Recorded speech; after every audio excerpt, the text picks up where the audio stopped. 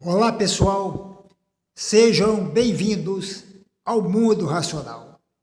Será que existe a providência divina? Se lhe ensinassem que os elfos causam a chuva, todas as vezes que chovesse, você veria a prova dos elfos, palavra de Arries. Quando estamos passando por muito sofrimento, é comum a gente ouvir que Deus nos fará justiça, que a providência divina nunca falhará, que Deus tem um plano para todos nós, não nos deixará desamparados e tudo se resolverá. Entretanto, muitas pessoas têm passado por situações que as fizeram se perguntar se existe mesmo a providência divina. Vejamos a questão da suposta onisciência.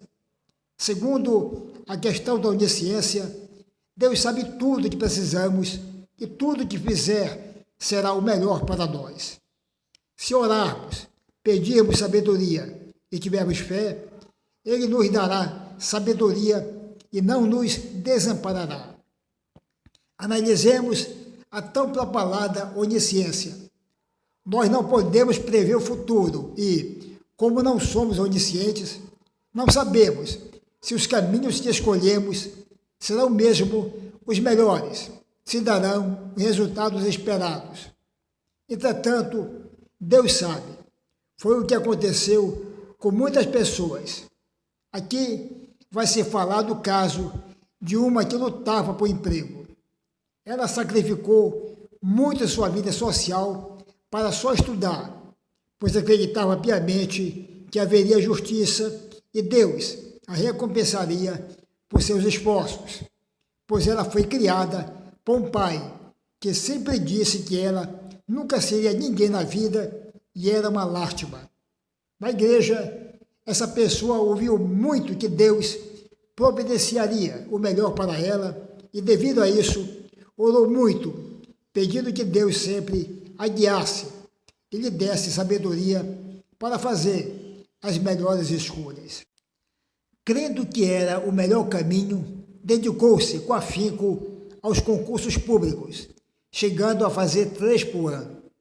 A vida dessa pessoa era estudar, e sua mãe, que era evangélica, dizia-lhe que tivesse fé que Deus a guiaria pelo caminho da vitória.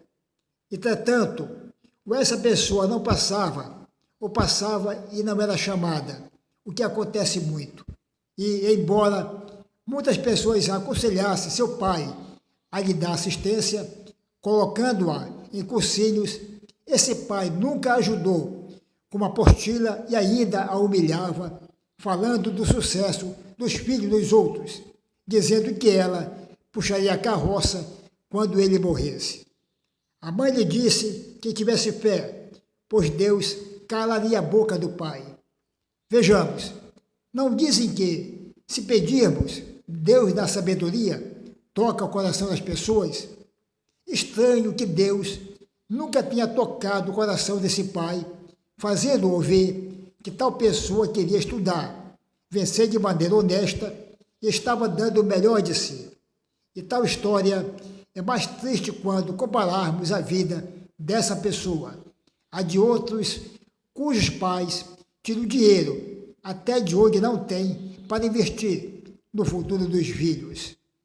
Se a justiça divina não seria para Deus agir de forma a mostrar a esse pai que ele estava errado, coroando o esforço de alguém que estava fazendo todos os sacrifícios possíveis?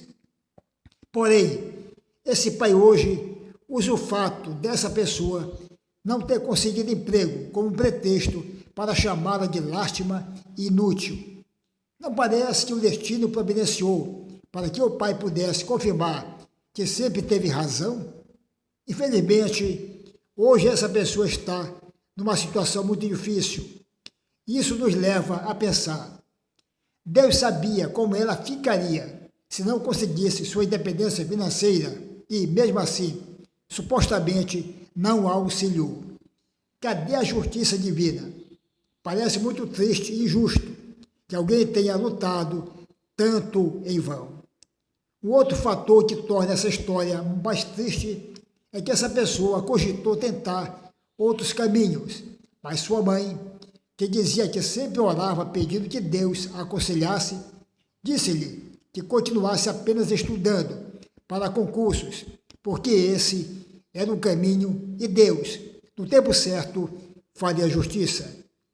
Entretanto, o tempo passou e essa pessoa, por apenas ter se focado num caminho, não tentou outras alternativas. Se Deus é onisciente, ele não poderia, sabendo que a vida dessa pessoa ficaria em situação difícil, ter tocado o coração da mãe, dando-lhe um sinal para já estimular-se a buscar outros empregos, sem deixar de tentar concursos. Estranho que muitas pessoas que dão testemunhos em igrejas falam de como Deus lhes deu sinais para que seguissem por determinados caminhos e não deu nenhum sinal para minha mãe, o pai nem para ela, aconselhando-a a não seguir o conselho da mãe, que se provou bastante errado. Além do fato de Deus não ter dado sinais a ninguém nessa história, podemos considerar o fato de nunca ter dado sinais aos padres da Santa Inquisição para que não queimasse pessoas na fogueira, não é? Deus, onisciente, poderia ter lhes mostrado que estavam matando inocentes, que tortura não era o melhor método de se provar algo e que, por exemplo, os gatos não eram bruxas disfarçadas, pois foi por essa época que muitos gatos foram mortos, o que inclusive facilitou que a peste bubônica se espalhasse. Se alguém, vendo a história dessa pessoa, vier falar que Deus não interfere no livre-arbítrio de ninguém, lancemos a seguinte contestação: onde está o livre-arbítrio na Bíblia? O próprio livro sagrado tem histórias que provam que não há livre-arbítrio nenhum. Vejamos a história de Jonas, que não queria pregar em Nínive, mas Deus o obrigou. O próprio Moisés não queria a responsabilidade de guiar seu povo, porém Deus não lhe deu escolha. Quando pensamos em divina providência, é comum que falemos em caso de pessoas salvas por outras, dizendo que Deus enviou alguém para salvar tal pessoa.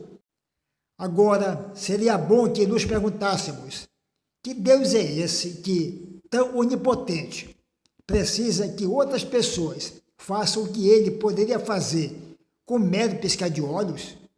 Vejamos o caso de pessoas que tentam cometer suicídio e são salvas por outras pessoas. Falam que os salvadores são enviados de Deus, mas e se não aparecer ninguém? Por que Deus não envia um anjo para impedir que alguém salte de um prédio? Na Bíblia, ele faz chover maná do céu, abre o mar vermelho, manda tempestades, um dilúvio e, na vida real, não faz coisas tão simples. Obviamente, essas repetições citadas não farão com que todas deixem de acreditar cegamente e passem a questionar. Mas é preciso que passemos a observar a realidade e perguntar se ela realmente é o que nos ensinam desde pequenos. Palavras de Ateneia Araújo.